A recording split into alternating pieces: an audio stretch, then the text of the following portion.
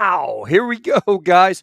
I'm doing another book review. This is getting in time for Christmas, and if you're an excited reader like I am, avid reader, I got to tell you, this next book and the author that we're going to be speaking to is fantastic. Kurt Spradley wrote this book, War Junkie, Cautionary Tale. The deal with this book, quite honestly, a friend recommended, hey, you need to read this book. I get a lot of those, and I get a lot of books sent to me as well. For whatever reason, his background and what he's done, I'm like, this ought to be interesting. From page one, as I'm reading this thing, I'm like, holy crap, this is a movie. Next chapter, movie. Next chapter, movie. But the problem is, he literally is only scratching the surface, and a new book is on its way, but he's scratching the surface of his career, and everything they put in here is so well written. If you're looking for adventure, or you think that you've had adventure in your life, stand by. You haven't seen jack squat. And without further ado, I'd like to bring Kurt Tadpole Spradley. How are you doing, brother?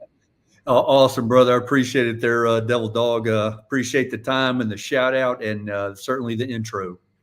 Are you kidding? I mean, listen, first of all, you're a Marine, right? And your backs, it's starting from your backstory. I mean, just growing up, the way that you grew up and what happened to you, and then joining the military. And then, everything past that. I think we could probably successfully do two shows. And I think, if we get to the point, I may just say, you know what, let's wrap this up and we're going to do part two because, as I told you, or the folks in the intro, your stories are just like scratching the surface. So it's very interesting. Your background.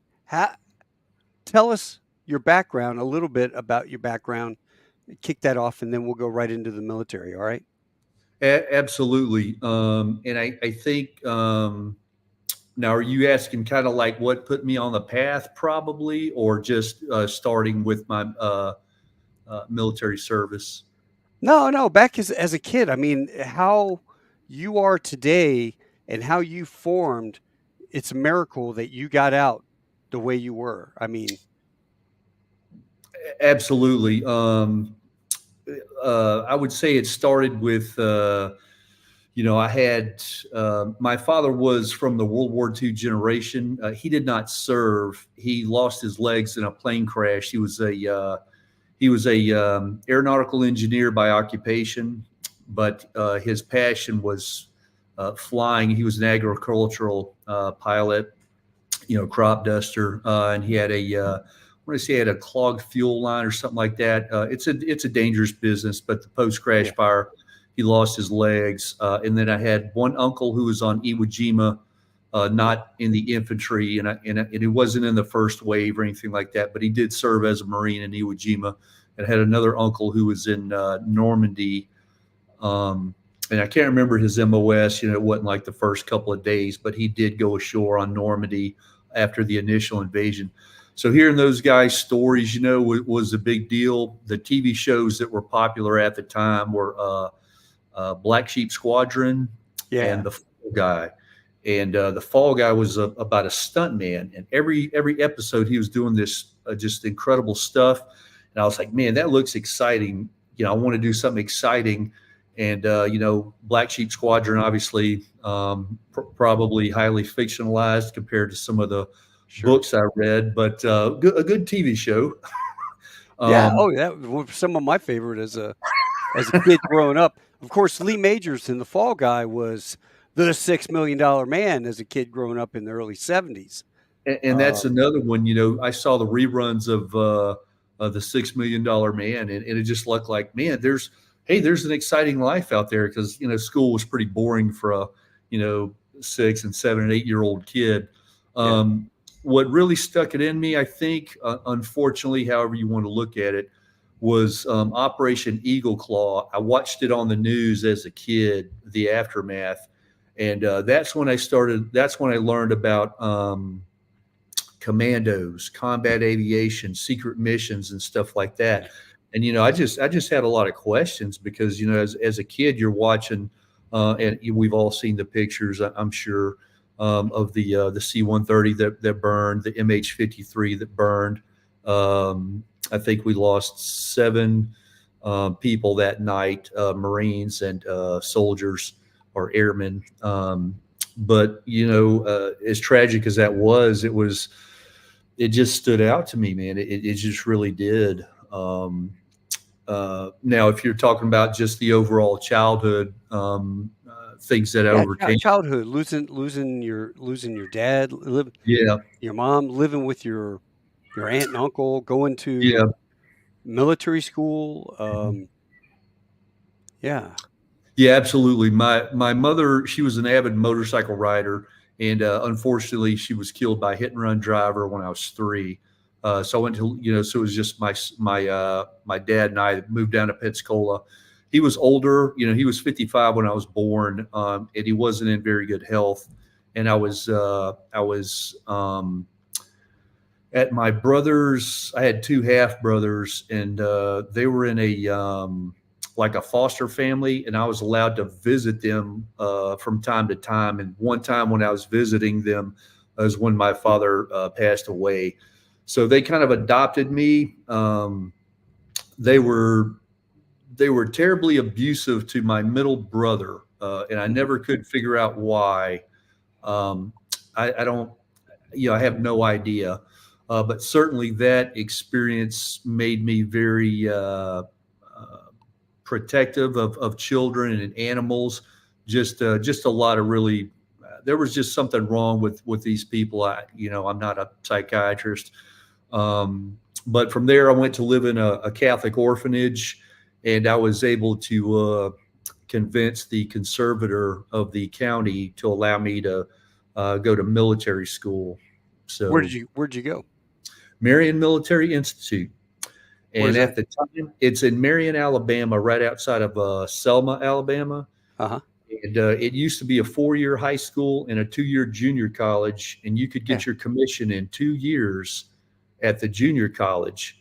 So I did consider it. Now, I think the high school went away, I'm told, but they still have the junior college. Mhm. But MMI is where I went. So, That's funny. I mean, I went to school up in Virginia. We had Fishburne Military Academy up there, okay. Hargrove Military Academy, all these military academies, Oh, and they're yeah. still around. Um, Yeah. that was serious stuff. I mean, it was the whole thing about if you screw up, you're getting sent to military school. Get a little discipline in you. Oh my God. Yeah. Some of us Yeah. wanted that, so some of us saw it as a, Needed it. yeah, yeah, Yeah. and some of us needed it for sure. Yeah, absolutely. So did that military experience in high school? Obviously you chose to go into the Marine Corps, so it wasn't a detriment. But I'm sure to a lot of kids, they're like, "Man, as soon as I can take this uniform off, I am never seeing another one again." Was that Yeah. not the same with you, though? No, like I said, I think once I saw kind of the aftermath of Eagle Claw, that's when I decided I knew I wanted something adventurous. I couldn't put my finger on it, but when I Mhm. saw the aftermath of Eagle Claw, I was like, okay, I want to be a professional soldier. And I didn't know there was a difference between being a commando and a combat aviator. I thought it was all kind of the same job. But people who sneak into other countries in, C-130s and Yeah. MH-53s. I want to do that, whatever that job that, I don't know what that's called, but that's what I want to do. Certainly military school was, there were people there who really wanted to go into the military. Now, some people just wanted the education because it's a private school. It's a really good education. Some people Yeah. wanted that. It helped a lot of people get into good colleges. It helped a Sure. lot of people get into the service academies. There was a service academy prep course there. So it was very beneficial to people who wanted to go into the military, Yeah. but you didn't have to go into the military, and you could still reap benefits. Yeah, yeah. I mean, it was the same deal. I went to a private Episcopalian school. It was coat and tie, Oh but yeah, the study habits and everything that we formed, we didn't have television, so 2 hour yeah, study halls yeah. every night, blue book exams. Those things Mhm. prepared me for college beyond belief Oh when yeah, I got there. But your story, I work out every other day with one of my old recruiters, and he's a triple centurion. a recruiter, and I go, "Hey, I got a great story for you about wanting to be an infantry guy." So you got to tell the story about going down and how you enlisted, ended up in the Marines, but that's not where you wanted to go at first. Absolutely. Yeah. And again, I wound up in the Marines as I wanted to be an SF guy in the Army. That's what I thought was going to be my career. Yeah, But when Desert Storm kicked off, I was like, okay, how do I get over there to this mother of all battles? But I don't want to be in training for like 2 years. I didn't think it'd last that long. So I'm just sitting there thinking about, okay, who has a good reputation for fighting, but they don't have like a 2-year training pipeline. I was like, dude, I'll yeah. join the Marines, man. I'll go to the grunts, man. I'll go to the infantry. I'll go over there, man. That sounds like a good idea, right? That's how the 18-year-old brain works. And I went to the recruiter and I told him all that. And he's like, okay, yeah, man, whatever. Let me look at your test scores or whatever. And again, I did military school and in college, and I guess I did well on a standardized test. And he's like, Yeah. hey, man, let's hold off on the infantry thing. Let's kind of look at your options. I'm like, no, man, that's not where I want to go with this. But I love how he lied to you, though. Oh, hey, you know what? And having 9 years on recruiting duty, I know how those guys are thinking. They're like, dude, I got to fill this reserve bic. I got to fill this reserve slot, and this kid could be a damn radio operator. Yeah, baby. That's exactly what happened. Yeah, that's exactly what happened, man. He I don't know what they teach at recruiting school, man, but I'm sure he did very well. Yeah, there you go, man. He was, these Jedi aren't the mind trick on you. You'll become a radio operator. You'll go to infantry yeah, school. You'll be yeah. calling in fire. Oh yeah, You'll man. you'll drop Oh yeah. bombs on bad guys. Oh yeah. I couldn't wait to sign by the time it was over with his speech, man. I was going to be a JTAC infantry. Man, they created a new job for me, man. And I was going to be the first or something, I think, is the way he explained it, man. But I was like, yeah, man, that sounds really cool. So, that's what I did. I signed on the dotted line, and yeah, that wasn't quite accurate, I guess I should say. But hey, you did really well. You graduated Paris Island, did really well. Yeah, You went to comm school, did yeah, really well. And then you sure. show up. What I love is how you showed up at your unit and you're like, hey, the recon guys are right next door. I want to be a recon guy. And your CO is really cool. Tell about that one. I Yeah, love he that he story. was a good guy, man. He was, and this. I'm saying this for your audience. I know you already know the answer. Um, the commission officers in the Marines, or I guess in any service, they have to take command time. And this individual, he was a former Force Recon Marine, but there's only so many slots, and you got to do command time, et cetera, and you can't Yeah. stay in recon forever, especially for the commission guys. So he wound up being a platoon commander of what they call SCAMP, Sensor Control and Management Platoon, which is technically an infantry job, but it had like a secondary school you had to go to. And man, Yeah. I didn't want any part of it, bro. I didn't want any part of that stuff because you go out there and you set up these sensors. And I was like, no, man, I'm not interested, bro. Not interested. So, I go and I interview with the commander, and usually it's hey, welcome aboard. And I was like, hey, sir, I don't really want to be here. And you're a recon guy and I want to be a recon guy. And he's like, okay, kid, the Was whole, he yeah, they had the cool? dual cool. Dual Yeah. Where is cool? it? Yeah, Yeah. there we go. There you go. Good guy, man. He was a professional, Marine. He was a good officer, a good leader, and um, he had to balance being a leader of the organization he was assigned to at that time and having good Marines, but also helping the Marine Corps get, putting people where they probably would do better for the Marine Corps. So he just said, look, man, I tell you what, come have this conversation with me in 6 months, and Yeah. don't cause any problems. Man, if you don't have a first class PT test, don't waste my time. He named out some things that were pretty attainable. So he kind of met me halfway, and then he could go tell, because people are going to ask him, hey, sir, how'd that new guy go? Well, I told him, give me 6 months. He, how it is. Yeah. You gotta kind of ride the fence or whatever. But man, 6 months came and went, and I went up to him and I was like, hey, sir, you said 6 months, and he was just like, yeah, man. Yeah, absolutely. And he knew all the guys over there, and he was just like, "Hey, man, when's the next time you guys are having an in doc?" And he's like, "Hey, I got this guy, I got this kid. He wants to do it. I think he might be successful. I'll say he can go over there if you say you have the time, or et cetera, or whatever."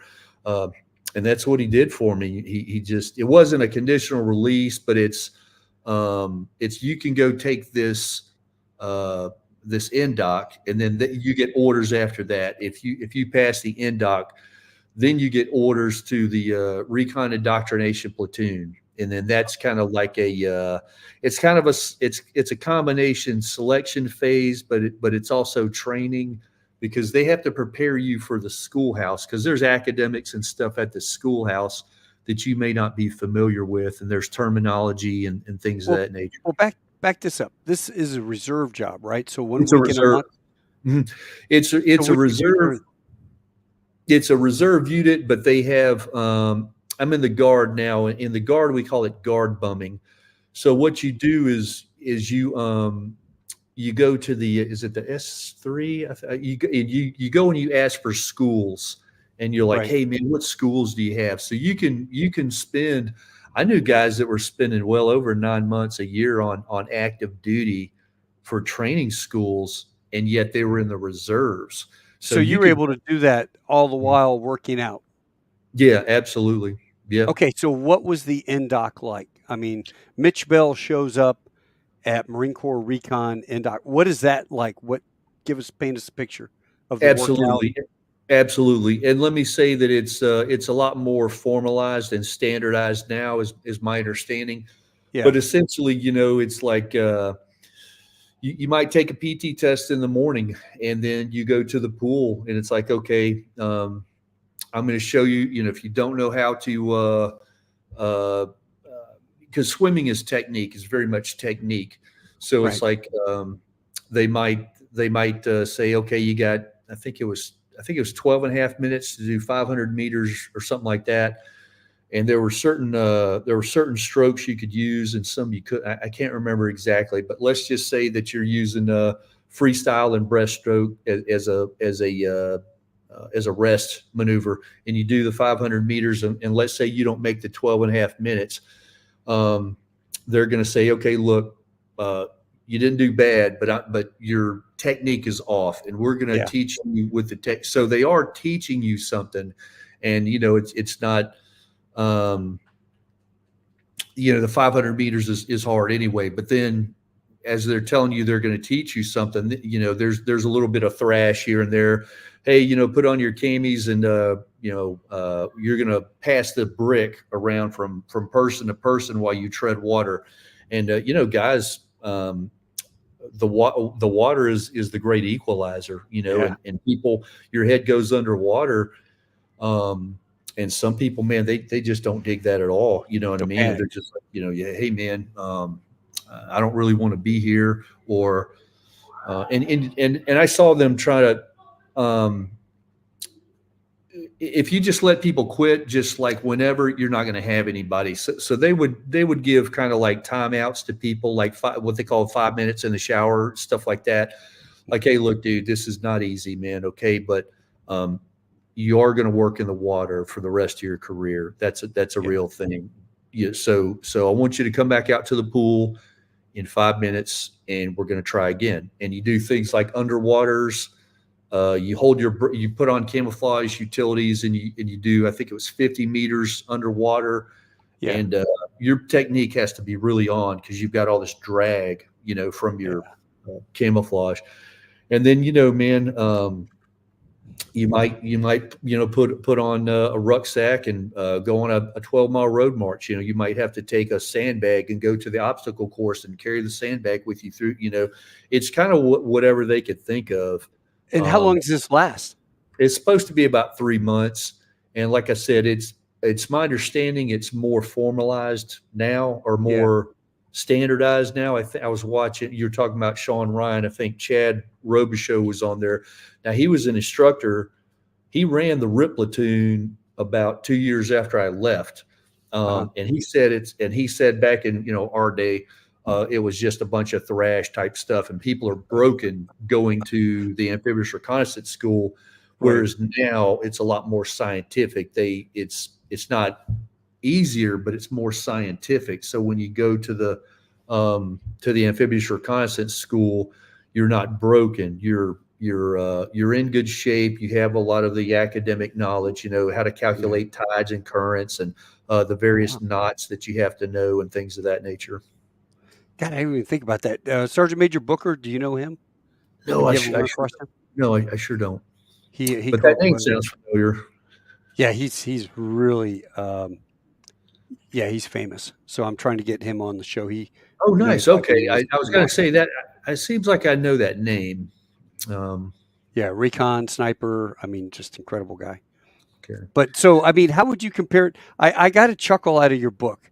I don't know if you were doing this on purpose, but you always referred to SEALs at the full title, sea, land, air, what is it? Naval spec warfare, or but you would say a SEAL, you would use the whole title, like five words or 4 words. You wouldn't say SEAL, and I got a chuckle out of that. So was that a dig on some of your Navy SEAL? I'll tell you why that happened. I wrote SEAL in the original PDF or whatever. When I submitted it to the DoD, a guy, you get the feedback or whatever, and they redacted a bunch of stuff, obviously. Well, this one thing, the guy said, "Hey, look, man, I want you to know that that the phrase Navy SEAL is trademarked." And I'm like, "Are you serious?" He goes, "Yeah, dude, it's trademarked." And I was like, "Man, that's going to be a problem." So I went through the PDF and I changed it to either Naval Special Warfare or Sea Air Land. And then I emailed the guy and I said, "Hey, man, I was told this is trademarked. I'm just talking about dudes I worked with and this, that, the other." And he goes, "It's not going to be the name of your book." I said, "No." He goes, "Yeah, man, you can use that." I thought I went back and changed them to SEAL. I may not have, or maybe I didn't hit save, or because I thought you were just doing a dig on them because they're not cool SEAls. They are the. No, it was like I said, man. It was. I was told it was trademarked, and I didn't want to call it. Man, I've had so many delays with that book, man. I was just trying to get it out the door, man. I got to tell you, I get a little pissed with all the blackout that they did to you. The censoring on here, because I know what you're talking about, and I know it says Iraq. Why would they black out Iraq or the stands or Kabul? Why did they black out just simple terms? Yeah, when I went to the special programs, they didn't want to acknowledge that they were in certain FOBs in certain cities. So I could name the country, but I could not name the forward operating base or something like that. I didn't understand that at all, because everyone knows some of the places I've been. They associate me with those places, and I talked about operational stuff, and they didn't care about that. I was not allowed to say I was at such and such base. Yeah, and I was like, man, that's kind of weird, But we're actually kind of getting ahead of ourselves. So you're still this young stud right here. Who the hell is that? You got your little tan PT Ricky Recon shorts on. Dive stuff here. It's pretty awesome. I love it. Man. And then, got all of your things out there doing stuff. Oh yeah. Now that picture on the bottom right, I must say that was not me. That was sent to me by a friend of mine in the Force Recon Association. And man, I wish I could remember who sent it, because I'd give him credit. But there's some really, really solid and impressive people in that organization. From left to right, you've got the son of a Marine general over there, and you had to know the guy for 6 months before you knew his dad was a 2-star general, General Rawlings. Let's see, Oh, wait a Aaron. minute. General Rawlings missing his pinky. I believe Make, so. Yeah, I yeah, think so. when you shook his hand, he was a CG out in Okinawa in '94 when I was there. That sounds right. Yeah. And when you shook his hand, it was like, ooh, that's kind of weird because he's missing his pinky. It's Yeah. like cut in Yeah. That's half right. or something. There's a little stubby there Yeah. wiggling on you. That's Great right. guy. Great. I love that Oh, guy. yeah. I believe he was in the Guinness Book of World Records for most continuous straight leg sit-ups in a 24-hour period. Yes, I think yes, that's him. yes, he Yeah, was. man. He was bro. I've got a picture of the general and I out at Iwo Jima for the 50th anniversary. That was cool. Really? Yeah. Really? Okay. So you got some great guys here in your little chocolate chips. Solid dudes. I'm on the far right as a 203 gunner. Now that was called Joint Task Force 6, which was and I have to preface this, it was a highly exaggerated version, but if you ever saw the movie Sicario, it was based on Joint Task Force 6, which was the special operations community being used in the drug war. And we were in the United States with loaded weapons and rules of engagement. Now, again, the movie, I mean, we didn't do anything like that movie, but those movies were based on Joint Task Force 6. Wow. So what about Posse Cum Laudes and all that? You had a lot of legal briefs, a lot of what they were, as I recall, what they were saying was you were not violating Posse Comitatus because you were not going against an American citizen. I think that's how the brief went. And then anybody watching this that knows knows the actual, put it in the comments or something. I'm trying to remember, but as I recall, they were saying it didn't violate Posse Comitatus because we were going against foreign nationals who were in the United States. I think that's how that. And where were you all based doing this? This was on the southwest border. We were out of Fort Bliss, and we were working with the Border Patrol and the DEA mainly. They would insert us. Yeah, they would insert you over in Mexico. No, they would insert us north of the border, and I never went across the border or anything like that. It was a lot of surveillance, counter surveillance type stuff. There was a lot of what we would call now I can't remember the term. It's an area of responsibility. I'll think of the term before the end of the show. But basically, there are these areas that you want to concentrate on. And some of them were truck stops. Some of them were known likely areas. And your team might get one of these areas and another team might get another, and they might do something really cool. And you just sit out there for 72 hours, looking through binoculars, I mean, it's dealer's choice, man. That's how the surveillance. But you got that radio because you're a radio guy. That's right. Call it in airstrikes. Hey, man, call them in hot. I got to get the Apache. Yeah, man. Yeah. There was a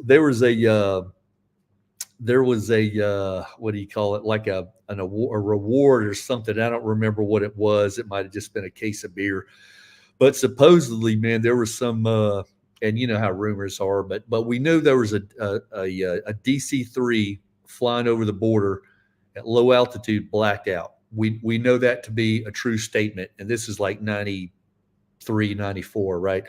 And the story was, he's a Vietnam vet, and he's out here working for the cartels. And anybody that, catches the DC-3 flying over and calls it in, or, whatever, like I said, I don't know what the reward was, a case of beer or whatever. Well, I never saw the DC-3, but I was always out there looking for it, man.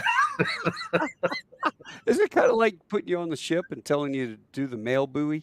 Yeah. Look for the mail buoy and, go pick up some flight line. Yeah. So you got to do a little J6 stuff. That's cool. Yep. Any other operations? Make the first call forward? No, you didn't. No, I missed the Gulf War. Now we had guys who had been in the Battle of Kafji, and Oh yeah, for your, I know you're familiar. For some of your viewers, I want to say that was the largest group ground of battle. Yeah. armored forces that the Americans have faced since World War II, and Saddam put together, I want to say, a battalion size, maybe larger, of armored forces, and he Right. decided to go hit Kafji, just go around go around the Maginot Line, if you will. And it was nothing but a bunch of recon guys out there, and they're like, "Hey, man, if you see anything, call us or whatever." And they actually saw like all this armor, and nobody believed them. They're like, Uh-huh. "There's no way there's a battalion of Iraqi army bearing down on your position." Yeah, Until there was. I think some Cobras and some Harriers or something went over there, and they're like, "Hey, man, there's armor all over the place," or whatever. So it was like, yeah. They called it in like an hour ago, so maybe they weren't just BSing about it, Oh, but we had buddy of mine got shot down there at Kofchi, really, Harrier pilot, and he ejected. And when he landed, he popped his fittings, and he's yeah, running towards the Iraqis, and they're shooting at him. And the Marines are up on the berm yelling, come this way, come this way. And he's got the helmet on and stuff, and he stops. He realizes those tracers look wrong, and he spins around. He sees the Marines all up on the berm waving at him, and he goes running that way. And he gets over the berm, and they pull him down. They go, "What were you thinking?" He goes, I yeah. don't know, man. I just kind of vapor locked there." Hey, man, So his new call sign, Vapor. this is my first time. First time I've ever Yeah, been shot first down, time I man. ever I been don't know. ejected. Yeah. Funny No. story. I wasn't in on the invasion of Iraq in '03. But by doctrine, the Air Force has the mission for personnel recovery. So that's what they train for, to go get down pilots. Well, Right. statistically, most pilots who have been shot down have been recovered by infantry Marines. So they're giving these guys all this training about, special instructions and, the bona fides and all this type of stuff. Well, literally what happened in 2003, every time a guy was shot down, was the Marines would just walk up to these the bushes or whatever you call it, the reeds or whatever, and just say, hey, pilot dude. And he'd be like, yeah, okay, man, come over here. So all that, running password or whatever, that stuff on Right. the spins, it wasn't necessary after all. Yeah, yeah, that's right. We all, for those that don't know, you had to go into your S2, which is the intelligence guys, and they had a little index card. They would write these questions like, "What is your mom's maiden name? What was the name of the first girl you kissed? Um, what was your first car?" All these questions. So these identifying questions, if you got shot down, like Scott O'Grady, they asked him the questions. The trap guys, they they asked him, maybe because Bosnian, Croatian, they average white dudes, so they questioned him. But Yeah. yeah, they'll ask you certain questions. You've got to come up with the answer if you can. You better remember what you wrote down. Yeah, that's right. You better remember it. Yeah, make it good. Make it good. Geez, so those guys, did you get any combat time when you were in No, no, I sure didn't. And as a that was recon? that was the disappointing part, because I mean, you're always training, Yeah, like with, aviation, special operations, you're always training for game day, and game day never came. Somalia came and went, Bosnia came and went. We didn't do any of that, man. And at some point, you're just asking yourself, man, why am I putting myself through this? well, you know what's funny? I'm going to play this back for my wife. It's at 35 minutes. I'm going to play this back for my wife because 9/11 happened. Mike Horrocks, co-pilot on 175, was a buddy of mine from our squadron. All these guys, all my buddies, all got recalled, C-130 guys, and they were going over for the invasion of Afghanistan. And then they turned left and they went to Iraq. Mm-hmm. And then they were all mobilized. And I'm back home. I'm married, new wife, got a kid. She doesn't understand what we went through as Marines. And so I'm back on recruiting duty. She's like, would you have to go to the war? I'm like, no, it's recruiting duty. It's safe. Well, I'm out in San Diego and I run into the monitor for reservists. And I said, hey, look, how hard is it to volunteer to go over? And he goes, you want to volunteer? And I'm like, well, yeah, I do. And he goes, here, you got a card? Yeah, here's my business card. And so we swap cards. So we're emailing back and forth, and he's sending me a whole list of open items, 79, what XX, Oh, yeah. you could be anything. So I'm looking at it. I'm like, Iraq. I'm going, ooh, battle captain. That sounds cool. No, you got to be 06. Oh, well, that's not going to work. Assistant battle captain. That sounds cool. No, that turns out to be the bitch boy making the PowerPoints for the general the next night, every night. That's right. I didn't know that at the time, but it sounded cool, right? Yeah. Then I saw Air Boss, and I go, now, Air Boss, that sounds cool. I know what the Air Boss does on the airplane, on the ship. And he said, oh, yeah, you be the Air Boss there in Iraq, run an airfield. I'm like, sign me up for that. But the problem was, I told my wife I got involuntarily recalled to go to Iraq, and the orders had to come in involuntarily recalled. Well, I typed this stupid letter up, and I sent it to the guy, but it was sitting on my computer, and I got up to go pee. My wife came in and get a letter out of my desk. She sees the letter, she reads it, and it says, hey, jackass, I'm volunteering for this stuff, so I don't want a purple hat job in Baghdad. I don't want to be on the beach in MacDill being the midnight watch officer. I want to be with Marines in Iraq. So we had a big coming Jesus, right? And Teresa's like, you volunteered for this stuff. And I'm trying to explain to her, I'm like, sweetheart, it's like a horse training for the Kentucky Derby. And you're in training. And then all of a sudden, you get put to pasture and all your friends are getting into the trailers and they're going to the Kentucky Derby and they're going to have a big party and they're hanging out with each other. And that's everything that they ever trained for. I go, I feel like the horse that got put out. I trained for this. I'm a Marine. That's all I ever trained for. I want to be with Marines. And I don't want to be like Patton when he goes, what are you going to tell your grandkids that you shoveled shit in Louisiana? No. I love that. My God, you're fighting Germans with George Patton. That's what I wanted. So anyway, that's how I ended up in Iraq. No, that's exactly right. And that's kind of the dirty little secret. And some people understand it and some don't, but I and I don't know if I communicated that well in the book or not, but I tell people, man, that the dirty little secret is that you never want the ride to end, man. You never want the ride to end. Once you kind of taste it, man, once you've been Superman, you never want to not be Superman, So, so you do the grunt thing for years. Nothing's happening. You get out, you're just like a bouncer. You're a bouncer in bars down in Florida. What are you doing down there? I worked in the Riverfront Saloon. Boy, that could be an entire book. Let me tell you, I worked at the Riverfront Saloon. Then I moved back to Mobile and I worked a bunch of dance clubs. Then I ran into an ex-girlfriend who was a dancer up in Marine, stereotype, that kind of dancer. She was working at a club up in Atlanta, and she was like, "Hey, man, you go up to Atlanta, you make a lot of money." So I moved up to Atlanta and stayed there ever since. The idea behind that, the reason I did that, I was trying to get into the State Department Diplomatic Security Service. Okay. And I knew some guys that had done it. And basically you had to have a degree and 4 years of law enforcement before you could apply. Was that INS, INL? That's your phone, I think that's maybe what they're called. That's your phone. Is it? Probably, let's see.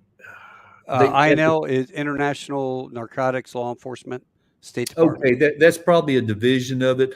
I don't know if they had that back then, and that might be a newer thing. What they had was basically you're going to be a bodyguard for the ambassador or some of his people in high threat areas.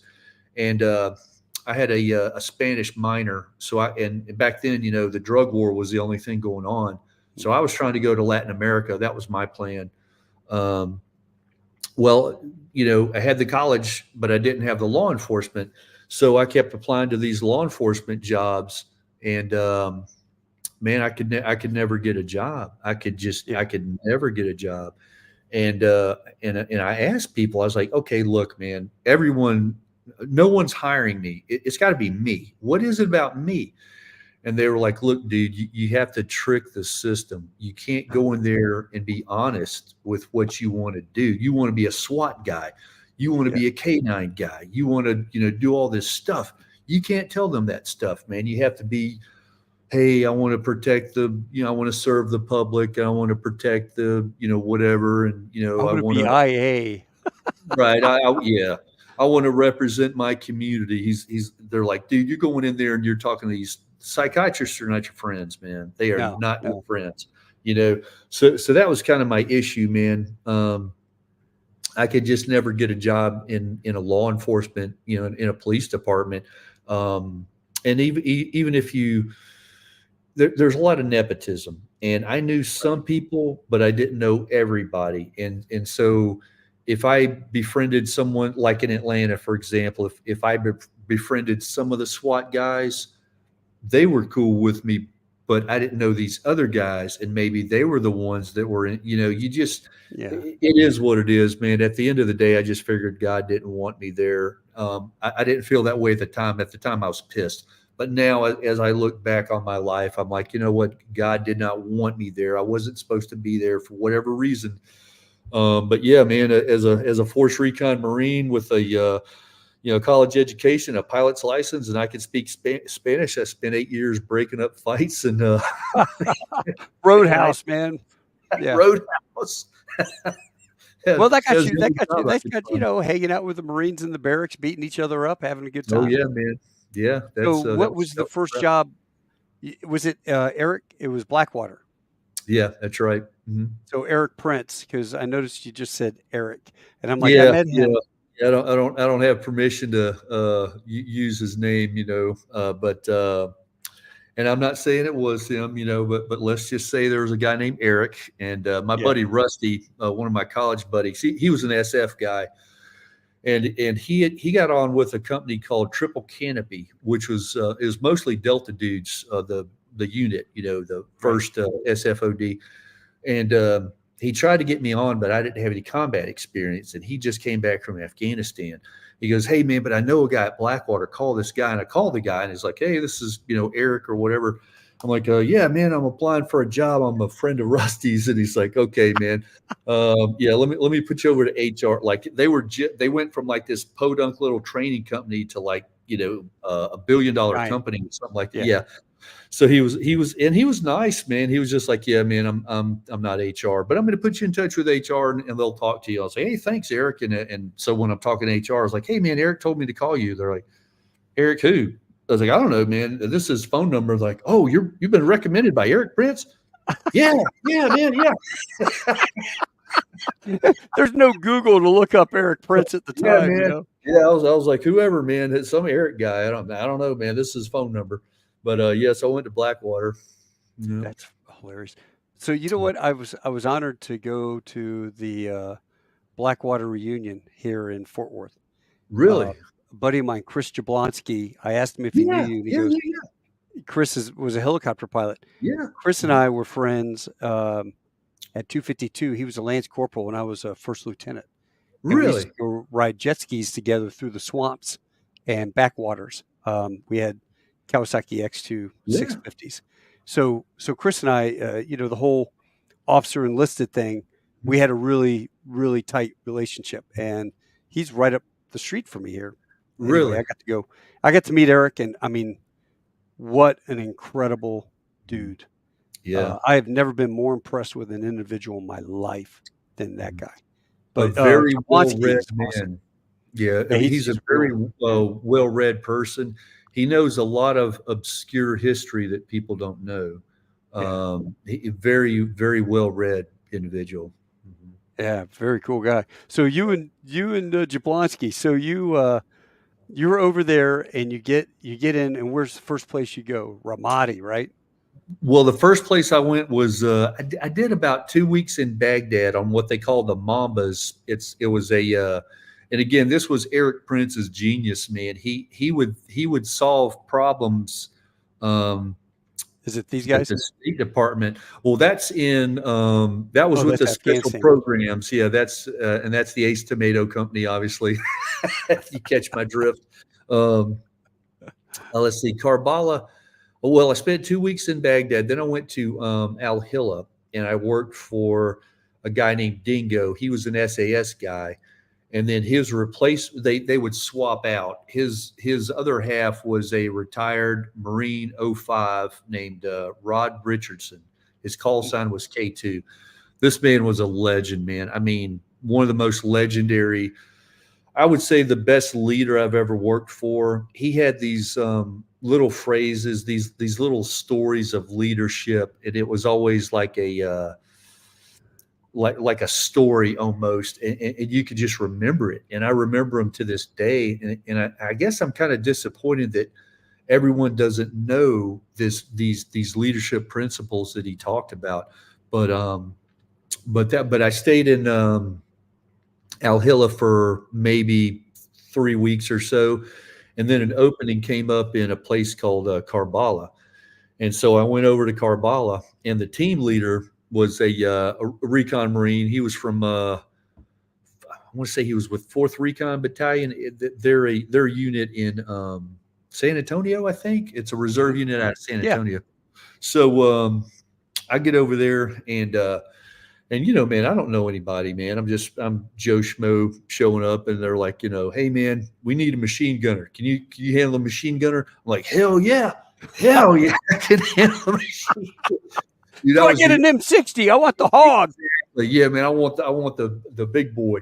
Literally, man, I had never considered that a bodyguard would carry a machine gun, but that's just how Iraq was. You know what I mean? It's like, yeah, man, you're not a bouncer in Atlanta anymore, bro. You're in a war zone, and you're looking at this.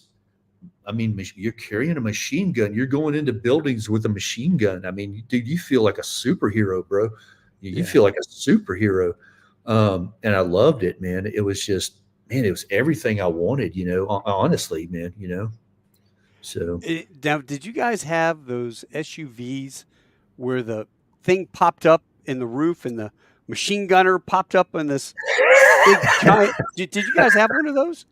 No, we had a Suburban, and we would put a PKM in the very back of the Suburban. So it was like a tail gunner on a B-17, basically. Yeah. And we didn't have any of those pop top ones. Now there were some programs that did have things similar to that, but what we learned was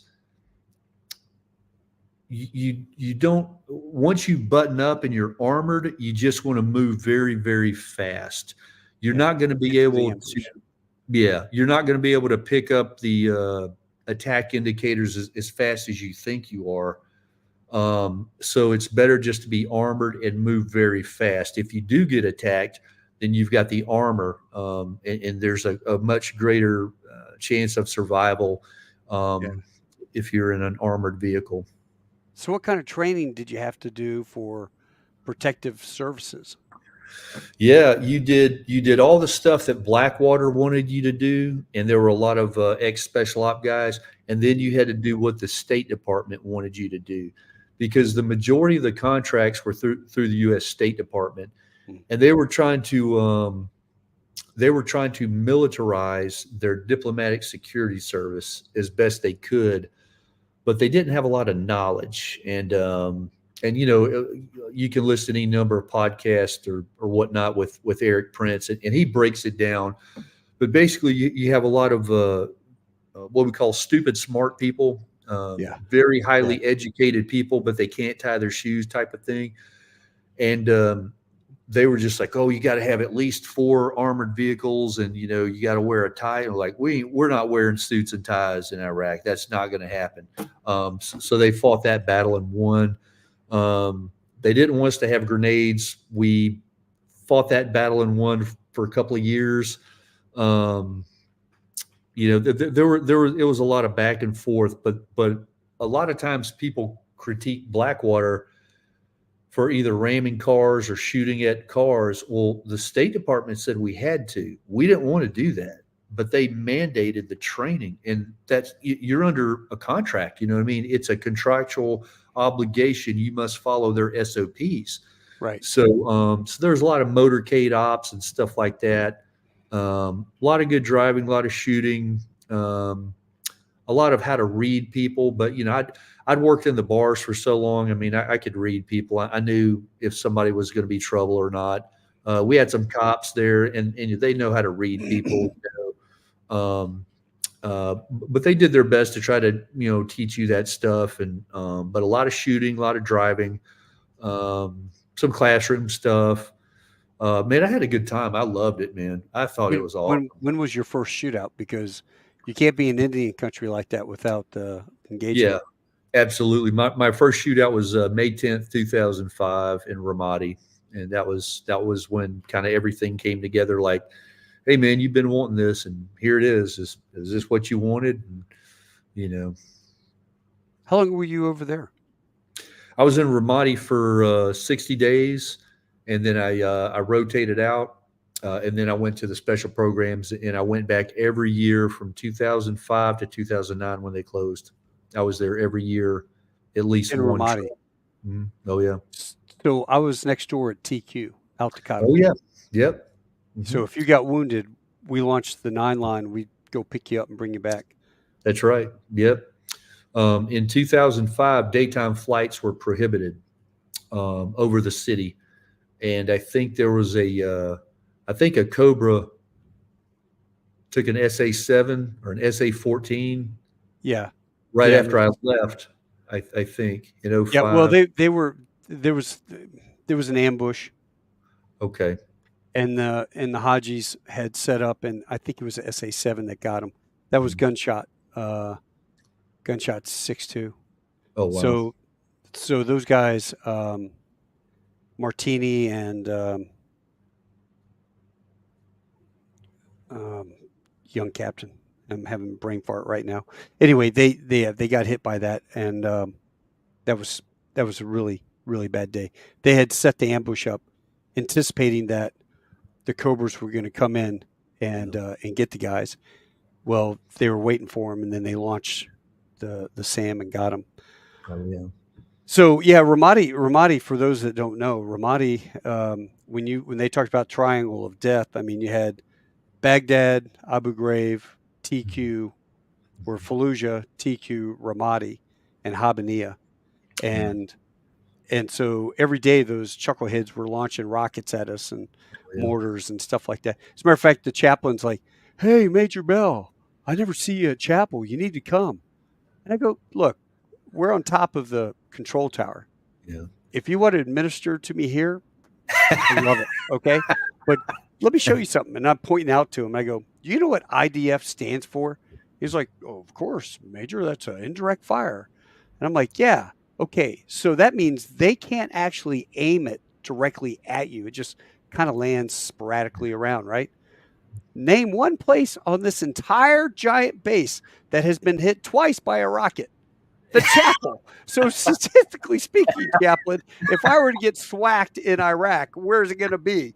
Not on the shitter in the porta potty. It's going to be at the chapel on Sunday. After they get done with prayers, they're going to be like, "Oh, Durka Muhammad Jihad. Hey, it's noon. They're at the chapel. Let's launch on Sunday." I'm like, dude, I love you. I do. Maybe I'll come for Christmas mass or whatever, but you can administer up here. We can smoke a cigar and praise be to God. But that's right. I'm not going to the chapel. Yeah, man. Ramadi, man, I can't believe it. I mean, Ramadi was that was Wild Wild West cowboy land. Oh yeah, absolutely. And you guys were doing missions out of Ramadi. Yeah, I was there with the originally with the State Department, and then I came back with the special programs and did a lot more proactive stuff with them, obviously. Well, let's get into that. The State Department, bodyguard training, things like that, Blackwater. But the people that you met were, talk about special programs, CIA special programs. Well, I never said CIA, but the intelligence. Yeah. Yes. Sorry. The intelligence community, and the overall intelligence community wanted a paramilitary capability. And they did kind of have a paramilitary capability, but it was under another office, and they did other missions. So they had a large office that was involved in information collecting, working assets and things of that nature. And they wanted their own paramilitary capability. And so that came up, and they were looking for people with at least 8 years of special operations, at least one combat deployment. And someone had to vouch for you. Someone had to say, look, I've worked with this person. He's not an alcoholic, and he doesn't, abuse children and stuff like that. And he would be solid. If you made it that far, and you sent your resume and it met all that criteria, you may or may not get a phone call. And I was fortunate; I got a phone call, and it was kind of an informal interview, and then it was a plane trip, and I think it was about a week or so, with some scenarios and questions and psychological stuff, and just everything you could kind of think of. I think there was a PT test the first time around, if I'm not mistaken. And then it was like, hey man, thanks. And they're like, hey, don't call us, we'll call you. And I was like, okay, cool, man. I get it. Whatever, well, that was a week of my life I'll never get back, but hey man, it was interesting. And so I had this was right after Katrina, and you could work in Katrina because we had a contract down there, and it was an easy job, man. There's nobody in the city. Honestly, the city was abandoned. So you just go down there and work out and guard a hotel and make $300 a day. So I drove back down to Katrina, man, and I was checking in and everything. And they're like, Tadpole, what are you doing here? I was like, I'm looking for work. And they're like, no, man, you need to call. I forget her name, but the lady working in the office up in Moyock. And I called her, and she's like, yeah, you're I forgot how she phrased it, but essentially they like what they see, and we're going to give you a date for the selection course. I was like, cool, man, awesome. What I need to do. And she's like, I don't know. No one knows. No one knows. You talk, just, we're going to send you a gear list, and hey man, go from there. So pretty selective branch that you got into.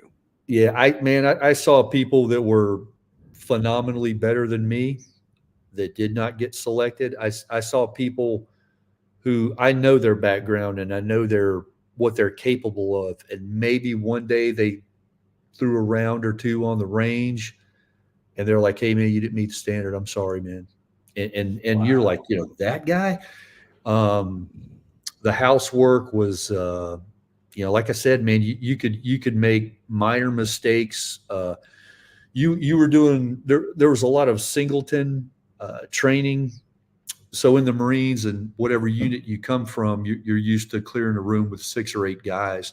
You had to clear a building by yourself, man. And I mean, like, you're going up and down stairs, man, and you're, wow. And it's a lot of decision making. Do you literally clear every room, or can you bypass some? And you had to find your hostage, your principal, and you had to treat him. You had to treat this guy from I mean, there was just so many things. I saw guys shoot the principal. I saw guys find this guy in the very last room of the 3rd floor of the building, but they didn't treat him for casual, and he bled. The instructor's like, hey man, your guy bled out on the 2nd floor. You're a no-go. Wait a minute. This is the story where you busted through the wall or something, right? Open the door, push. Oh yeah. Yeah, there was like I said, there's a lot of really crazy scenarios, and I used to think it was pretty far-fetched. And I said that one, you didn't want to be too vocal, because you never knew what they were looking for, man, honestly. Yeah. And you never knew if you were being recorded everywhere you went. So you just tried to, be the gray man, you know what I mean? Yeah. But yeah, I kind of said something like, come on, man, what are the chances one guy's going to have to go rescue a hostage? And one of the instructors, the cadre, man, he's like, well, man, I had to do that in wherever, Panama, or I had to do that in wherever. And I'm like, okay, Roger that. I apologize. It seemed unusual to me. They're like, well, not at this level. And by the way, man, all the shit that you're used to having, all the support, he's like, man, you're not going to have that here, man. I want you guys to understand what you're kind of getting into. We don't have that support here. You're one or two guys. You're out there on your own, man. You got to make it happen.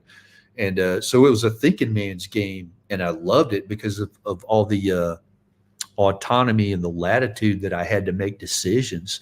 That all of us had to make decisions. But what was that but movie?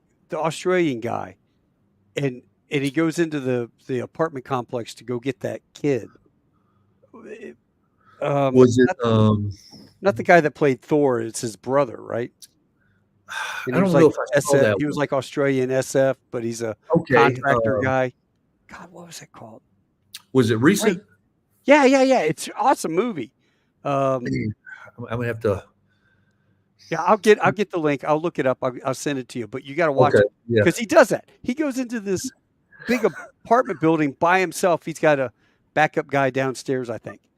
But he walks in and he walks into a room with, 9 tangos and maybe 10, and they all AK-47s, the whole 9 oh, yards, gun to his head, and he disarms them, kills them, knives. I mean, it's it's awesome. It's probably one of the best action flicks out there. But yeah, kind of same deal. Okay. I mean, and there's guys that have done that real world. There was they call him Obi-Wan Nairobi. He was a British, and you probably saw it a couple of years ago. The British SAS guy went into the hotel.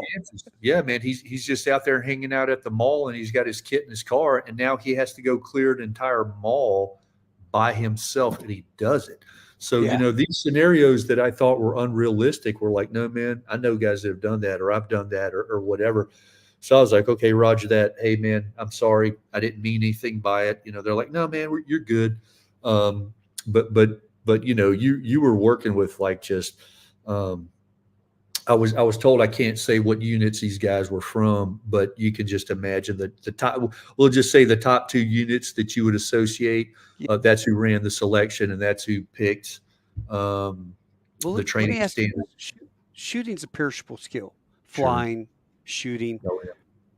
and that kind of training is a perishable skill going into a shoot house. Mhm. How often would you have to practice that stuff? Once a month? Twice a month? Would you guys run drills when you're overseas? I mean, what was the schedule like for that? Because it's tough. The selection course was shooting several times a day with the beeper, but on the timer. All the shots were timed. There were distance shots that were timed. So it was shooting several times a day, in addition to the scenarios, which were simunition rounds. It's like a little plastic bullet with like maybe half the powder. So you were going back and forth, during the selection phase. Once you were overseas, it just depended. You would give some pushback to the office if you could not legitimately go and shoot once a week, because I mean, that if you're on a very small team, the best you can do is to be phenomenally accurate. You're not going to have a numbers advantage. It's just not going to happen. So the best you can do is to be phenomenally accurate. If you're, probably familiar with the Benghazi thing, that was 6 guys that took on, I've heard everything from 500 to 1,000 people, and they won.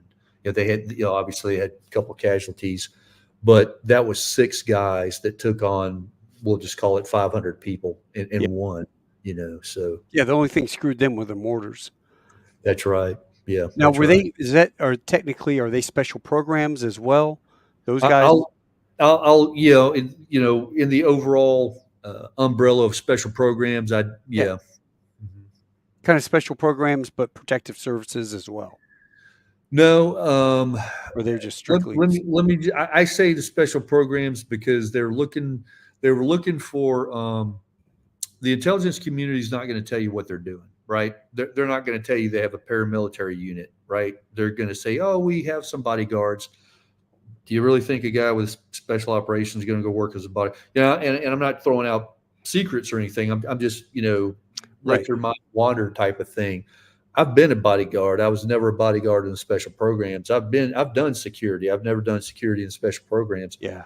Um, like I said, man, they were looking for ex special op guys, and you weren't doing like, um, you know, direct act. You know, you weren't. You know, I wasn't in on the Bin Laden raid or anything like that. Yeah. It was mostly surveillance, counter surveillance type stuff. But but they're not going to tell you exactly specifically what those guys are doing for a lot of reasons. I will say this: they were very compartmentalized, and they were very you could get things done, I guess. Whereas like the military, the conventional military, had a lot more money and couldn't get anything done, and it was very aggravating to go from, you know, the special programs where, man, we had our own satellite. You know, I don't know anybody that has their own we had our own satellite. I mean, it was just awesome, man. You know, but they were giving you you had a lot of leeway to accomplish a lot of things, but you were expected to accomplish a lot of things. And how long would a tour last overseas with them? You 3 could months? you could do you had to get permission to go beyond 90 days because the intensity of the work was, I mean, it was every day you were doing something, man. It was just very intensive, physically and emotion. I mean, it was very intensive. Yeah. So you had to get permission to go beyond 90 days, and I don't know anyone who ever got permission to go beyond 90. Yeah, you probably needed a lot of downtime. Yeah. What was your first firefight like? What happened with that? Yeah, my first firefight, you know, was with the State Department in Ramadi. But with the special programs, it was a faux pas. It was kind of frowned upon to fire your weapon because now you can defend yourself, obviously, but if there was a legitimate bad guy, Mm-hmm. they wanted you to confirm that was him or he was there. But if you went and pulled the trigger on this guy just to say that you killed, you know, an HVT, that was a problem, man. Because remember, you've got the D boys and the Damnet guys sitting maybe 3-4 miles from you, and man, that's their thing, man. That's their thing to go get this guy, right? Right. So if you do it, it just causes a bunch of problems. So, you know, man, and Understood. again, that's their piece of the pie, and your piece of the pie is something else. But no, like I said, my first firefight was Ramadi in 05, when I assume Zarqawi's people tried to kidnap the governor. Yeah. Yeah, Zarqawi was the number one bad guy. He was, man. He And they had sure that was. sniper running around as well. Cuba. Yep. Mm-hmm. Yeah. Oh, yeah. Yeah. We had Yeah. this, Go ahead. I'm sorry. yeah, we had this sniper that would shoot at us when we were running around the base at TQ on the backside over by Habania, but the guy wouldn't hit you. I mean, the bullet would land 30 Yeah. feet away. You'd see the Oh, puff yeah. of dirt, and you'd hear the report, Oh, yeah. and you would do, you know, give them the international peace sign Yeah, that's as right. you're running by, or pull your pants down, moon them, stuff like that. Oh, yeah. But I used to run with Ronnie Jackson. You pick up your pace a little bit, but I run with Ronnie Jackson, who was base surgeon. I figured, well, shit, if I get shot, I'm with the Yeah. head trauma surgeon. I'm going to be Yeah. all right. Got a radio That's with right. me. We call and have a QRF come get us. But That's right. holy crap! Yeah, but no, you got hit by a sniper, or your buddy. Yeah, got hit. Tommy Jakner. Yeah, Tommy Jakner's former Army Ranger, and I'll tell you another guy. If you want to talk to AJ Paciuti, I'll give you his info.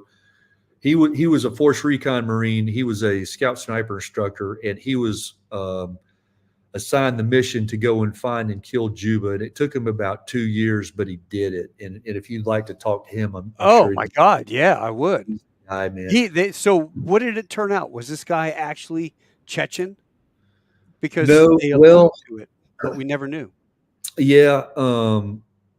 I don't think this Iraqi guy was Olympics? Stetson. Yeah, in the movie American Sniper, I think they said he was a Syrian special forces guy, and he may have been. And again, I'm not trying to throw stones on Chris Kyle's family or anything like that, Right. but AJ Pasiuti was the one who killed Juba, not Chris Kyle.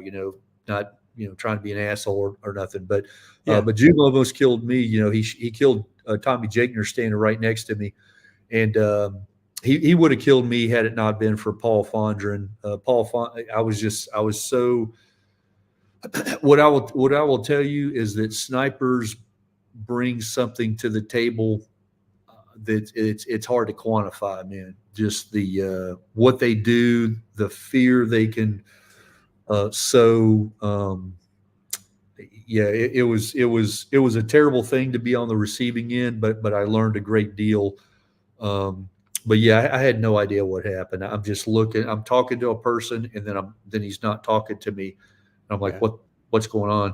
And but Paul Fondren was coming up into the tower, and he saw it, and he said, "Sniper," or yelled at me, "Sniper, get down!"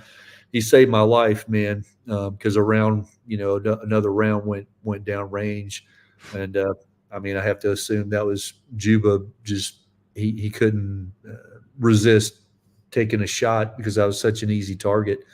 Yeah. But AJ, Angelo Pasiuti, AJ Pasiuti, he watched every video of every American who had been killed, and I think all the Iraqis who had been killed. He had to watch every video to get an idea of how this guy operated. And I sent him the video of Tommy, getting killed, and he goes, "Yeah, I've seen that." He goes, "I'm sure that was Juba." He's like, "You're probably the only person that Juba's ever missed," And I mean, he was just that Wow. good. He Yeah. was a phenomenal. He was the enemy, man. There's no doubt. I mean, I hope he burns in hell.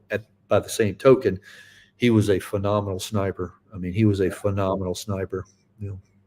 Yeah, that was hard. My heart sank when I read that, and all I could think of was the guys over at Fallujah. Mhm. I was walking around Fallujah, and they had the guard towers, and they had still steel silhouettes Mhm. that they would kind of move around, so Yeah. that if you were up there, you couldn't tell if it was a shadow of a outline of a guy or was that a steel silhouette. And I questioned that, and he said, "Oh yeah, sir, that's because of the snipers." And I'm Yeah. like, "Oh great," you know. Yeah, man. It's an incredible. It's an incredible tool for the ground force commander to have if he has snipers in his arsenal. Man, it's an amazing tool. Well, what did you like better? Did you like the State Department or did you like special projects? No, the special program. I mean, it wasn't even close, man. The things I did with special programs, man. It's like every one of us who and we all keep in touch. And I think at one point there was only like about 120 of us in the world, and Yeah, all the for those of us who are still alive, we that keep in touch, man. It was absolutely the highlight, man. It was man. I will never have that. No matter what happens for the rest of my life, I will never have that autonomy. I will never have a mission as important as some of those things we got to do. yeah, Um, it was just crazy, man. I mean, it was just things like every day was different. I remember I didn't put this in the book because I forgot it, and I apologize. I left out a lot of stories because, man, I'm 52 years old. I can only remember so much. You know what I mean? I don't remember what I had to drink last night. Don't Right. worry about it. Yeah, man. You know what I mean? But your viewers can look for Flipper 75. Now the Pentagon, and I didn't know it at the time. But the intel community is very what's the word I'm looking for? Compartmentalized. So Mhm. no one told us what we were doing, and of course the Pentagon kept it secret for many years. But Flipper 75 was the first confirmed American aircraft that was shot down by an American missile. And it was a Stinger missile that was traced back to 1982 was the lot number. And now I didn't know all that. Like I said, every day was different. And one day they're just like, hey, man, need everybody in the team room. And everybody was, 3 people. Yeah. And they're like, hey, man, I need you guys to start cold calling these phone numbers. And we got interpreters. Find out who has a Stinger missile and tell them you'll give them whatever they want. And I don't know how much money it was, but they came in with bags of money. And one of the guys, I think it was, it wasn't me. It was Stuart Rice. And I don't have, he passed away a few years ago. Not to skip ahead, but when President Trump was in office, there was the commander from that overall mission was working in the White House. When Stewart died, he went and told President Trump, and I'll send you the letter. President Trump wrote his widow a letter when he found out about this. I think it was this particular mission, or maybe just what Stewart had done in the special programs. He wrote his widow a letter, and I went to his service, and I apologize, I forgot to send you that letter. But I was like, man, that's crazy. And I was part of that, I wasn't part of the letter, but he was acknowledging what we had done or what this person had done. And this person was a person I served with for many years. So I guess by extension, I felt like he was kind of thanking me, and maybe I'm making a stretch there, or maybe not, I don't know. But he was read into what we did. And what we did was, like I said, the boss came in with bags of money. He just said, keep calling until you find someone that's got a Stinger missile. Is this over in Afghanistan? Afghanistan, yeah. So why were they looking for trying to get the rest of the Stinger missiles? Or yeah, they wanted to get the Stinger missiles, but they also wanted to find out who shot down Flipper 7, because everyone was killed. Everyone on Flipper 75 was killed. And like was I said, it a helicopter, or it was a Chinook, a CH-47. Yep. Oh, okay. I'd never heard of that. Yeah, Flippers. The Pentagon kept it, and that was the first. That was not the only, and I'll tell you about the other one. But yeah, some guy was like, yeah, man, I got a Stinger or whatever, and we went out there, man, and money changed hands, and hey, thank you very much, or whatever. I think they're speaking. Was it Farsi or Pashto? Whatever. I said thank you in Pashto or whatever, and put it in the trunk. And I think I sent a signal on the phone, and that person was removed from the battlefield, is what I'll say. I didn't do it. I was just driving, but they got that the lot number of that missile, and they think that was the one that we had. I'll send you the picture. The launcher that we had, they think, was the Stinger that shot down Flipper 75. So, yeah, man. Oh, so you could reuse it. I've never. The launcher can be reused. And this is when I went to flight school. When I made pilot in command and flight lead and all that, I went back to a school called Tactical Operations. It's like a poor man's weapon instructor type school. And one of the instructors was talking about the battery life on the missiles, and don't worry about man pads because battery life. And I'm like, hey, I got to, when I showed him I said, hey, brother, I'm the guy that found the missile that shot down, and I didn't know if I was or not, but that's what I told him. I said, man, I'm the guy that found the Stinger missile that shot down Flipper 75, and the battery was like 30 years old, so I wouldn't be putting out this kind of info. I'd always heard that too, that the batteries on the old Stingers we gave the Mooj were to be dead. Not true. And the thing about it, you can find, you used to be able to find these videos on YouTube. I don't know if you still can, but when the Civil War broke out in Syria, they were taking SA-7s who had whatever expired batteries. Well, they were connecting them to motorcycle batteries. It had about the right impedance or whatever, energy. Yeah. And they were shooting down Mi-17s and Mi-24s with older SA-7s.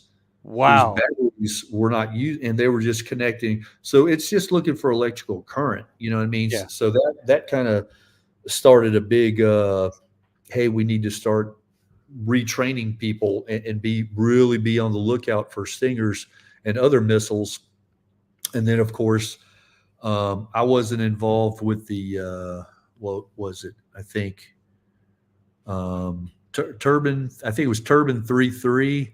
That was the 160th aircraft that was shot down inserting the QRF for Red Wings. And there's rumors that it was an SA-7. And people have asked me, and I said, man, it may have been a Stinger. And then I told them about Flipper 7.5, and not many people know about Flipper 7.5. And there was another Chinook that was technically shot down by a Stinger missile, although this Stinger went into the engine ate it, all the frag. So basically he just had an engine failure, and the other engine, he had enough forward speed, he could make it back on one engine. So there were no casualties from that. But a second Chinook was shot down by an American Stinger, and this Stinger was traced back to an arms deal in Qatar in 2016. And the Pentagon has admitted both of those, but they don't advertise it. You really got to dig to find it. So this is kind of like our Fast and Furious, but in Stinger missiles. Yeah, times 10. And then look at what's going on in Ukraine. I mean, you know, and I hate to say this because, you know, we both fly commercially, man. You're going to see a commercial aircraft shot down by a man-pad in your lifetime. You're going to see that happen. Well, they already shot down the Malaysian flight flying over. Yeah. Well, that was a radar, you know, like a radar guided missile. I mean, you're going to see, that was high altitude. Yeah, you're going to see a man portable, you know, like either a Stinger, an you know, something of that nature, shoot down a commercial aircraft in your lifetime. You're going to see that because they're all over the battlefield now. Yeah. Oh yeah, prevalent. What was the scariest moment moment you had that you thought, this is it? Yeah. Do you ever have a time like that? Yeah, several. Let's see. That's a tough one. Yeah. In aviation, on the ground, it was definitely coming up on checkpoints, probably like Taliban checkpoints, because there's only one or two of you. You know, that was always like, man, I hope they don't, you know, I mean, because it's two guys, man. What are you going to, I mean, you'll fight it out as best you can, but if there's 20 of them, man, it's not good. Or the guy's got the disc aimed at you. I love that in that Benghazi one where the guy's like, look up. He's just got a picture of you. That drone just got a picture of you. We're going to find your house. We're going to take your family out. You know, that was ballsy. That was man. That was some serious balls right there. Bullshit. Guy. Yeah, absolutely. Let's see. You know, I had a lot of close calls, and I guess when you get through them, you're like, you know, man, that was close. And then later on in your life, you know, you start reflecting of, man, how many times I was almost killed. I was one time in Ramadi, rocket hit the chapel. Imagine that, you know, stop me if you've heard this before. A rocket hit the chapel, and I was 50 meters away from it, and it knocked me out of my chair. And I was 50 meters away, and I lived. No, I was 50 meters away, and I lived. A Marine was 75 meters away, and he died. A tiny fragment from the blast, it went through his chest, and he bled out internally, man. You know, there was just so many just really close calls. In aviation, I almost hit wires in Syria. That was we haven't even gotten into yeah. You know what? We're at an hour and a half. Here's what I'm going to do, Tadpole. We're going to call it quits. Sure. We're going to pick back up on the second half, okay? Sure. Because then that way, folks, if you're listening to this right now and you just tuned in, this guy was Marine Recon. What'd you get out as a gunny? No. I got out as a corporal. So he's a Marine Corporal Recon guy. He is goes over to Iraq with Blackwater, so he's a PMS, private Yeah. contractor, and then he gets on to a special programs unit that's probably depicted in many TV shows and movies. The best of the best. These guys are the best of the best, and then he becomes a dust off pilot and an EMS pilot, and then finally transitions to be an Apache pilot with combat experience, flying on the ground, shooting. You're like a really rare pink unicorn in Hey, terms man, of I get bored easily. everything you've ever done. But you know what I love? It encompasses everything. When you're talking about you're a war junkie, it it really is amazing story of your time. So do me a big favor when you write your Sure. second book, and I know you're working on it. Yeah. Go take that one segment that you're working on and go more in depth on it, because I felt like as I'm reading, and I literally read your book in 2 days because I picked it Oh, up and I wow. couldn't put it down. Oh, thank you. Um, I got 3/4 of the way through it, and I was texting you. You're 8 hours ahead. I was texting you, and I'm like, "Hey, I'm here on this part or whatever." I didn't know you did this or whatever. And then I just kept reading. Then the next day, I finished it, and yeah, fantastic. I really dug this. Now Oh, Joe thank you. Rogan listens to book on tape, so I didn't do that. I read the whole thing, but I still want to go to Pentagon and go beat the crap out of the dude that sat there and did all Yeah. your stuff, because that's infuriating to me to Yeah. sit there and read a great book, and it's like I've got to insert Yeah. something in there in my mind, or I know exactly what you're talking about. This Yeah. man was a blank hitman, you know, had had been contracted to kill high-ranking official blank Yeah. blank. I'm not a Yeah. professional interrogator, but I've always been Yeah. a people watcher. That was a Yeah. good story too. Yeah. Yeah. That was an interesting guy, man. That was a very fascinating person. Uh, yeah. That was one of those weird. Maybe it happens to everybody, man. At some point, I hate to say it, you start looking at your enemy, and you're like, man, I have more in common with him than my boss. I mean, that says something about leadership and failures in leadership in the military and things of that nature. Obviously I'm an American, I'm proud to be an American, but that was a very unique guy, man.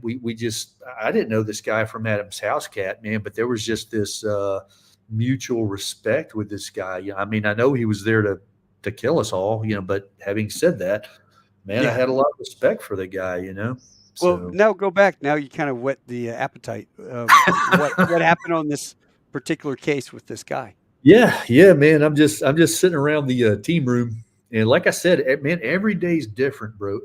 One day you're buying a man pad on the black market. One time you're hanging out with the president of Afghanistan, pretending to be his bodyguard. Yeah, There you there go. you go. You and Karzai.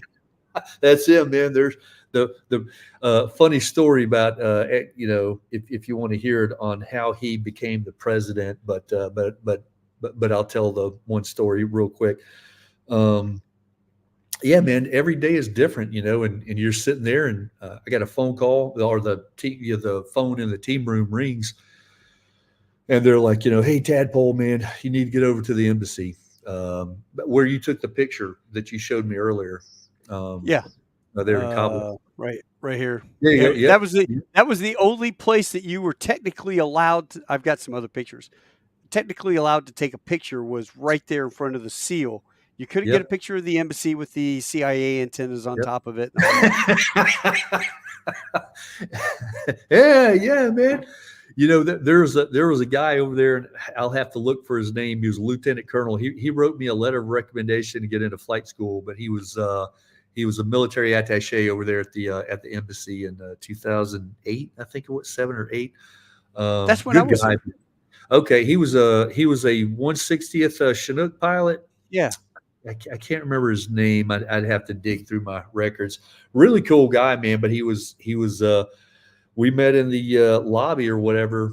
We were talking, and he was like, "Hey, you're from the special programs?" I said, "Yeah." He's like, have you ever heard of the 160th? I said, yeah, of course. He's like, well, I'm a pilot over there. I was like, okay, cool, man. What are you doing here? He's like, well, I got to do my, whatever.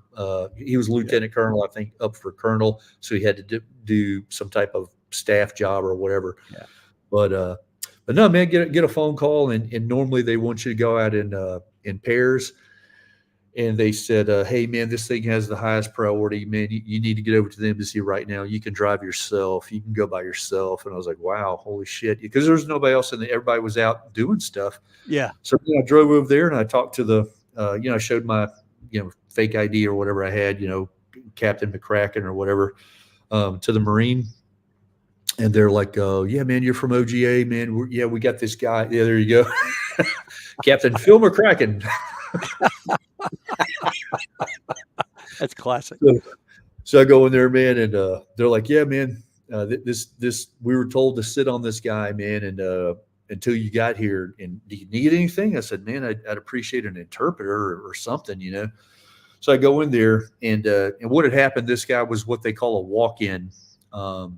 Walk-ins are notoriously unreliable. Now, an actual embassy is there for just this event, right? A lot of stuff goes on at embassies. People are always going in there wanting something, right? And it's always somebody that, oh, I know where Bin Laden is, or I know where's our cow. Yeah, okay, buddy. And you give them $50 and or whatever, and send them on their way. This dude was legitimate, man. He was like, hey, man, I've been contracted by the Taliban to kill this person, a very high-ranking person, as the book says, has been redacted. And he was from a country, we can't. Now that we're out of there, can you say it? No, man, I can't Really? say It's got to be declassified, man. Well, they redacted it in the book, and they said technically I have to get permission to give like podcast and stuff. But if I stay with what the book is, then I haven't crossed the line. But this person was from another country, and he was there to kill a high-ranking. Let's just, between us guys, the highest-ranking official you can find in that country. How about that? Sure. Okay. The math, right? So, an American, and so I'm talking to this guy, man, and I'm just trying to build rapport because I'm not an interrogator. Like in the special programs, they have interrogators. They have people who are professional. They extract information from you, and that information is turned into intelligence. You're not pulling intelligence, you're pulling information, and that is turned into intelligence. Sure. But I was a shooter is basically the easiest way to say what I did. So I don't want to get out of my lane. I know I need to talk to the guy and just kind of sit on him until the interrogator and the interpreter and all these other people get over there, right? Yeah. Again, this was a very busy time, man. And this is before Bin Laden was killed. So everybody's trying to find Bin Laden or one of his lieutenants. And, man, everyone's just out on missions, right? Well, they called and they got kind of the bottom of the barrel. This person was right out of training and right out of some Ivy League school. And, right. You know what I mean? And it was her and a very young interpreter and a very young, I want to say, there's the interrogator, and then there's I forgot all the and I can't use the actual terminology because then that gives away but anyway, so it's these three people, and man, they were right out of training, and they're making all these rookie mistakes. And I'm like, man, this is not going to go well, man. This whole war is not going to go well if this is who you're putting in here. And this guy, like I said, I had a feeling this guy was legit, right? Well, they're going through their little checklist because they don't have any real world experience. Right. And she asked him, she's like, have you ever killed anybody before? And he's like, oh yeah. And he's talking through the interpreter, because he spoke another language. And she's like, well, who did you kill? And man, he just starts rambling off dudes he's smoked, man. And I mean, like mayors of towns and governors and all this type of stuff, right? And generals and stuff, man, in foreign armies. And she's kind of looking at him like, that was, there's a lot of names. And she's like, well, when's the last time you killed a guy or whatever? And he said it was like within probably like the last year he had done a hit in this other country. And kill the mayor or something. And she called back with the name, and they're like, yep, we could never figure out who killed the guy. Fucking, that's the guy who, I mean, this dude was straight up legit, man. This was super legit dude, man. And I'm just, cause I'm hearing the interpreter interpret everything he says. So I hear everything she's asking. I hear everything he's saying. I'm like, man, this is some crazy stuff, man. Yeah. Well, finally, he had come, he's a professional. He came to the conclusion that he was being set up by the Taliban to kind of go on a suicide mission. And man, he wasn't about that shit, bro. You know what I mean? He's right. a pro. He'll do dangerous stuff, but he's not a kamikaze. So he was like, look, you know what I mean? He was like, hey, look, this Turk Muhammad Jihad for you. That ain't him, brother. That ain't him, man. He might pay somebody to do that. Yeah, he's all about getting paid, man. So he's like, hey, man, what you want to do is I'm going to get these guys into there's called the internet cafes. Like not everybody had a computer in their house, so you'd go to the internet cafe. It was pretty common, and it's hard to trace who's who, right? So it's pretty good for the intel game to be played in these places. So he was like, hey, look, I'm going to get these 12 Taliban guys in there at the same time. It'll be all the guys that are working me. And I'm going to tell, I don't know, he was going to come up with some cover story. And he goes, and what you need to do is you need to get a team of dudes like that. And he pointed towards me. He goes to come in there and kill them. And, and I'm hearing the interpreter and I'm kind of shaking my head like, yeah, man, I could do that, man. Me and, I know the guys I work with, and yeah, we could definitely, those guys. I could definitely make that happen. Some meat eaters. Oh, brother, let me tell you, the guy on the far right, Scott Roberson, man, solid guy. He was unfortunately he was on his first trip as a federal agent with the special programs in a place called Coast, Afghanistan, and the commander overrode his tactical authority. They were bringing in, I don't want to say a walk-in, but an unvetted source. He had been vetted in absentia, if you will. Was that the doctor that came in with a bomb that they depicted in the movie? Yeah. That was the team leader, Scott Roberson, and I'm in touch with his parents and his wife. The last time I saw him was right before I went to flight school. And just a quick note: my second book will be a novel based around a fictional base called Fob Roberson. I've named it after him. And I talked to his parents. I said, "Hey, man, is that cool?" And they're all excited that I would kind of honor him. But so anyway, man, this guy, he goes, you need to. I'll set up the Taliban. You have a bunch of dudes like that come in here and kill them, and you pay me my money, and I'm out. And man, she's probably 24 years old with a master's degree from some Ivy League school, and she just completed her operations course, whatever they do there. And she's like, well, I can't do that. I can't take on 12 Taliban in the city. And man, he throws his hands up in the air, man, and he just yells, well, why the hell did you invade Afghanistan like that? By the time I got interpreted, man, I just started busting out laughing, man, and super unprofessional, man. I take the hit on that one. But man, it was just so funny to see this back and forth between these people. The amateur and the professional, and then he just calls it, brother. You know what I mean? Like you saw the withdrawal, the surrender of Afghanistan. You saw the pullout of Afghanistan. Well, this dude knew what was going on back then. You know what I mean? He's like, man, you guys are amateurs. If you can't take on 12 Taliban in the city, why the hell did you invade this place? So, but right as I'm laughing and I'm like, man, I'm going to get a lot of trouble for that. Man, I just totally blew this chick out of the water, just torpedoed all these people below the waterline. And then my replacement came over, a guy named, I'll just call him Tally. I think he's okay if I use his name. He replaced me, and I went back. Well, man, by this time, all the information is like moving up the chain. And they're like, holy shit, man, you got this guy, well, Tadpole's coming back, and Tadpole was down there, so let's ask Tadpole what happened.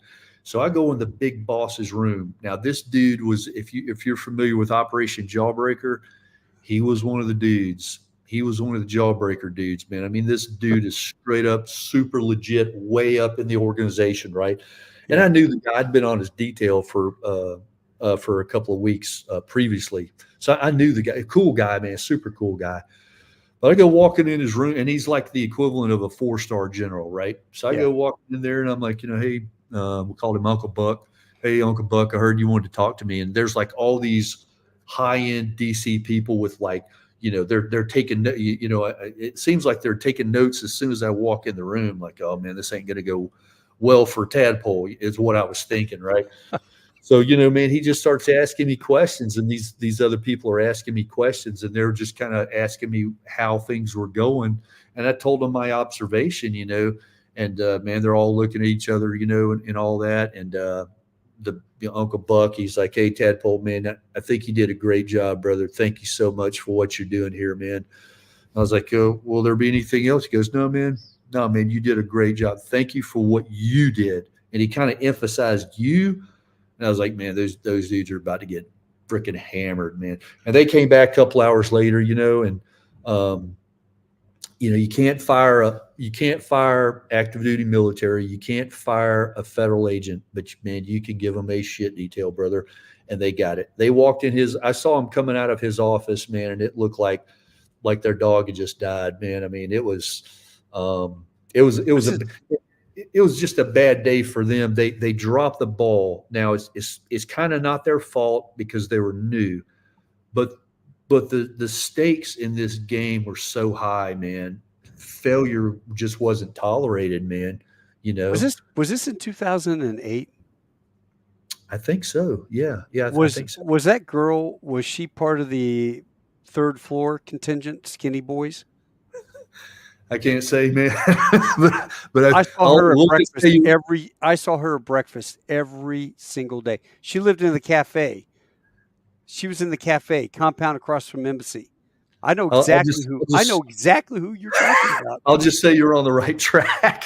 I know exactly who you're talking about. And she had her little soy boys that were with her, and she, You're on the you right. know, You're dude, tracking. You're that is tracking, brother. funny as hell. I know You're exactly who tracking. you're talking Yeah, about you're tracking, man. because Totally dropped the ball. I was Yeah. there. I was there in Oh, 2008, man. They were okay. full of themselves. Yeah, Boy, yeah. were they full of themselves. Their whole life they've been told that they're the greatest thing since sliced bread, and then they Yeah. get over there in the real world, and it's like, no, man, you're at the bottom of the food chain, man. You're way down here. You know what I mean? Yeah. So, Yeah. I'm sure that was her, man. Guarantee Oh you. yeah, we'll talk offline, but that's pretty funny. Well, look, hey man, it's an hour and 40 minutes. I got to actually put a kibosh and a hold on this, and Roger then that. we're going to pick up with some more stories, and Sure. then I want to get into the flying part of it, man. You're Yeah, not yeah. only you're not only a shooter, but you're a flyer and a flyer shooter and a lifesaver, and friggin' I don't know who's going to play you in Hollywood, but when they Hey, make man. this movie about you, Hey, I'm just some clown, man. I'm just some guy that didn't get on with the airlines because I'll tell you this real quick. I'm flying corporate jets, right? And yeah, I'd given up. I was like, okay, I'm no longer going to fly for the military. It is what it is, man. Yeah, everybody has to walk. There we go. There's fingers. Jim Dano on the left there. yeah, Solid dude, man. Solid dude, man. One of my best friends, man. Retired Navy and retired captain there at Delta. Solid dude, man. But man, I got furloughed. The corporation I was flying for, they went under, so right. they had to sell all the jets. And man, I was applying to Delta, and they're like, "Hey, bro, you only got 350 hours." I'm like, "Yeah, but I did my ATP with you guys, and you said I qualified because I'm a military aviator." They're like, "Man, you just got to get another 150 hours." I'm like, "Man, where am I going to get 150 hours in a jet?" I was lucky to get the jet job, and then I got this job. So, man, I'm back in the Apache. Man, I got no complaints. Yeah. And like I said, I guess God doesn't want me in the airlines yet. I guess, I guess How old that's are you the. now? I'm 52. Damn, our tag's coming up next weekend. Yeah, yeah.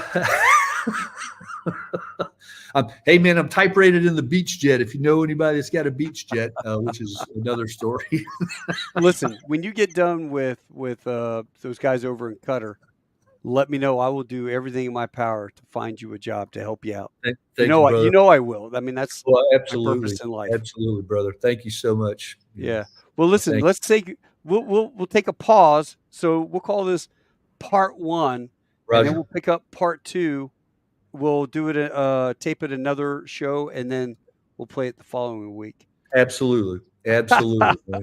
Tadpole, it has been a real honor and a pleasure. I know we had been Facebook acquaintances, and then your thing got hacked. But Yeah, everybody out there, this book is go. All right, so I'm going to leave you with this. When I retire, 6 years, right? You know what I want to do? I want to what? be a shooter. Hell yeah, I man. want to be on a team that goes on the ships and shoots at Somali pirates. I figure I could be in my stateroom writing my book, right? I want to write stories. And I hear on the one MC, all shooters report to the wing. All shooters report to the wing. Go up to the bridge, get behind your sandbags. It just, splash some rounds around the guy, scare him off, Oh yeah, right? man. I don't have Oh to yeah, kill him, but yeah. sharks got to eat too. Hey, But, brother. Yeah. my daughter's like, Dad, that's dangerous. They've got AKs. They'll be shooting at you. And I go, yes, but there's a difference between doing Yeah. Exactly. and a Yeah. guy on a steady platform going, That's right. That's exactly right. and you get paid well. So Yes. you get to the port, chuck your weapon over the side, they buy you new ones, and off you go to the races. What do you say, man? You and me, we retire, we can go do that. Absolutely, I can make it happen, man. And that Take brings care. up a funny story. If you got a second, a Yeah, buddy of mine who was doing that, he was in the special programs. Now he did security in the special programs because of his age. He was an older guy. He had been in Vietnam. He was a PBR gunner. So if you saw yeah, Apocalypse Now, yeah. yeah. So That's what my he dad did. was. Oh, really? Okay. Yeah, Um, 67. Yeah, yeah. Well, he did that. He was a PBR. He was a brown water Navy guy, yeah, and he went to Buds in like I want to say late '60s, early '70s. He was one of the founding members of Dev Group. So he was there with Dick Marcinko and all these guys, right? hmm, Did all kinds of stuff, right? Well, we're sitting there, and the funny part was he was older than us, when he was kind of doing what we call a static job. And we yeah, got him into video games, and we're just murdering him, But man, we're trying to, pump him up, like, oh, you're good, doing good, Bill. But anyway, he heard I was looking for an F-150. This is back in like 2007, and it's like, yeah, man, I'm going to get an F-150. He goes, man, wait about a year. There's this thing called a Raptor coming out. He helped design the Raptor because his last tour in the Navy, he was the commander of the Desert Warfare Center and oh, wow, school. So when his first job when he retired, him and another dev group guy started a company that did the anti-piracy stuff, and he was on the Maersk, Alabama. I think a month after that, after Captain Phillips, but yeah. he had been on the contract a month before. And the story goes is they were trying to save money, and they're like, "Nah, we're good. We don't need security." Well, then Captain Phillips gets kidnapped or whatever. The ship gets taken. Well, so he's on the ship a month later on the Maersk, Alabama. But you thought You I'd think tie he'd all hook that us up with a together. job? Tell I him I'm asked, an expert yeah, Marine, baby. yeah, man, I put yeah, rounds down range. I don't yeah. care. Yeah, he can make it happen. Bill, I won't say his last name. I don't have his, but Bill, if you get an email or a text from Bill, yep, Yeah. you're clear hot. Yeah. I told my wife that's what I want to do. I mean, go out for 6 weeks, whatever, and come back. And because I promised myself when I retire, I'm going to write a book. I Hell figured yeah, there's a bunch of dead time on the ship, yeah, man, not manning the post. They see the yeah, bad guys. You got time to yeah.